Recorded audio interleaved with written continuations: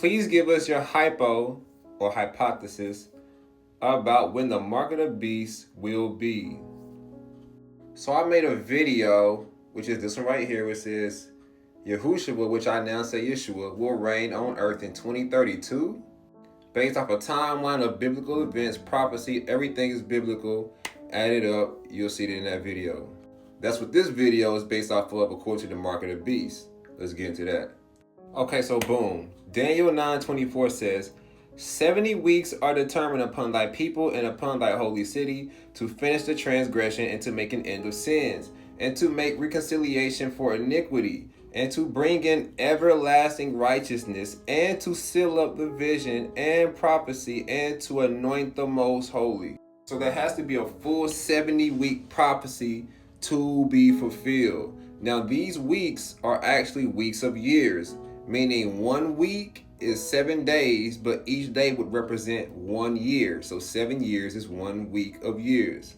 Let's continue. Know therefore and understand that from the going forth of the commandment to restore and to build Jerusalem unto the Messiah the Prince shall be 7 weeks and 62 weeks. The street shall be built again and the wall, even in troublous times.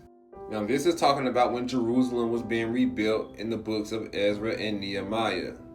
Now we see this right here in Ezra 4, 5, 6. You also see it in chapter 5 as well, where these people are troubling them as they're trying to build this temple in Jerusalem. Starting off with verse 1. Now when the adversaries of Judah and Benjamin heard that the children of the captivity builded the temple unto Yahuwah, the God of Israel.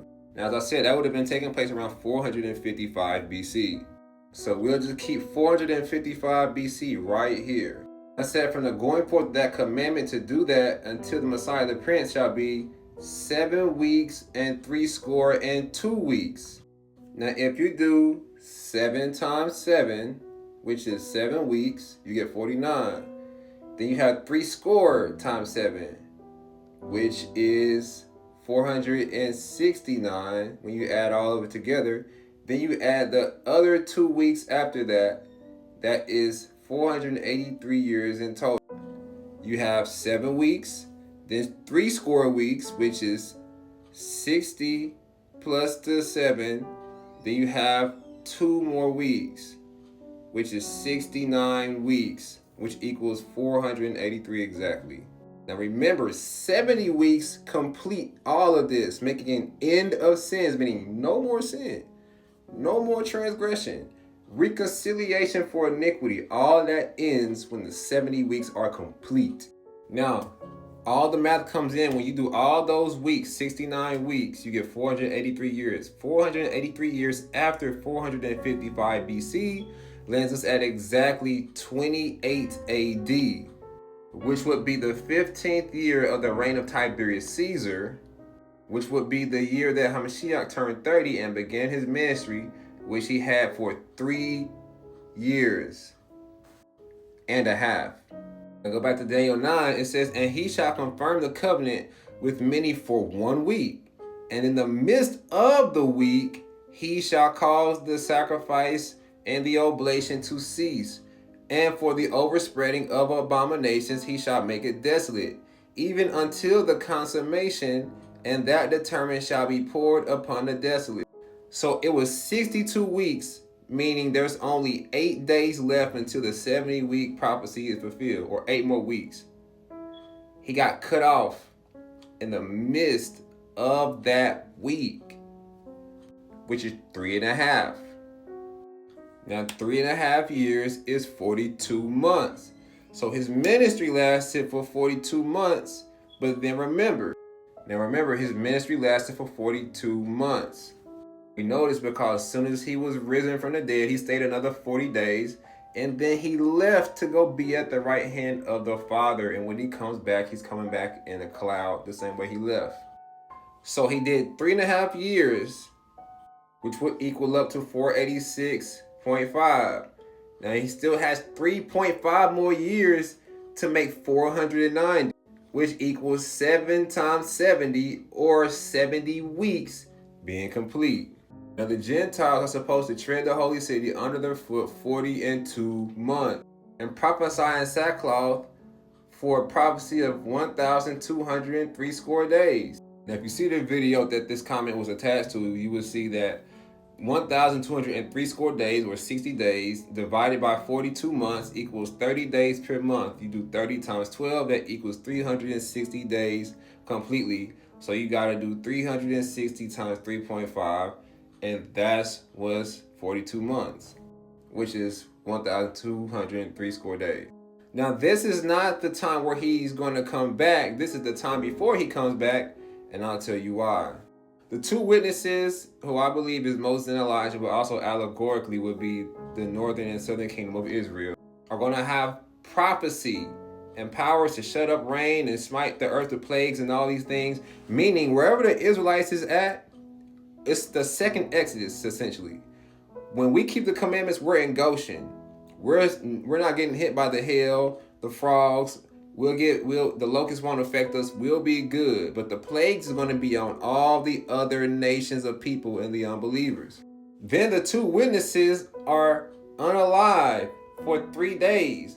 But this time period is actually us being in the wilderness, and I'll explain why. Next chapter says, and there appeared a great wonder in heaven, a woman clothed with the sun and the moon under her feet, and her head a crown of 12 stars. And she, being with child, cried, travailing in birth and pain to be delivered. And she, being with child, cried, travailing in birth and pain to be delivered. I do believe that this is mentioned in when Hamashiach was almost unalive by Herod. I want to say in Matthew 2. But this is also talking about the nation of Israel in general, with the sun, moon, and the stars. Of course, the 12 stars representing the 12 tribes. Then you have the sun and the moon representing Jacob and his wives. You see this in Genesis when Joseph has a dream about the stars, the sun, and the moon. It's all about Israel, basically. And the serpent drew the third part of the stars of heaven and did cast them to the earth. This is the southern kingdom getting kicked out of the land, so that the Gentiles could tread the holy city for 3.5 days. Why would I say that?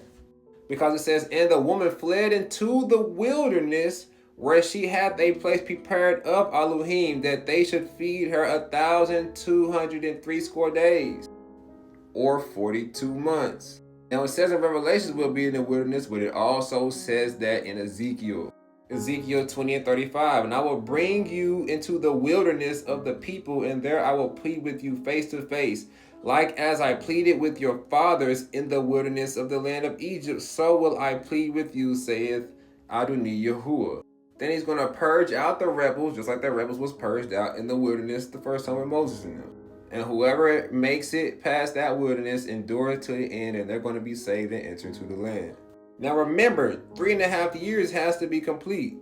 So if these 70 weeks are complete, which I said in this previous video that this comment was attached to, is 2032, that means 42 months before then would have had to been when we was in the wilderness, which would be beginning in 2028. While we're in the wilderness, prepared for this 42 months, the rest of the world that's not in the wilderness is going to be called small and great, rich and poor, free and bond, to receive a mark in their forehead and in their hands, just so they can buy or sell. We won't be buying or selling. We'll be in the wilderness. Ain't gonna be no cashiers and McDonald's and all that. We gonna be in the wilderness with the Hamashiach, or just Hamashiach, not the Hamashiach. That's redundant. So this is a lengthy video, but this is why I say that if Yeshua returns in 2032 or reigns in 2032 for the 1,000 years being complete on the 6th day, 6,000 years after creation in Adam, that 3.5 years before that, 42 months before 2032, will be 2028, when we would hit the wilderness and be in there getting the rebels purged out and trying to endure to the end so that we can inherit the kingdom of Elohim. I expect for it to be as long, but all praise to the Most High Yahuwah. And this will be heard by whoever needs to heard by, if it's one person or whatever. All praise to the Most High Yah.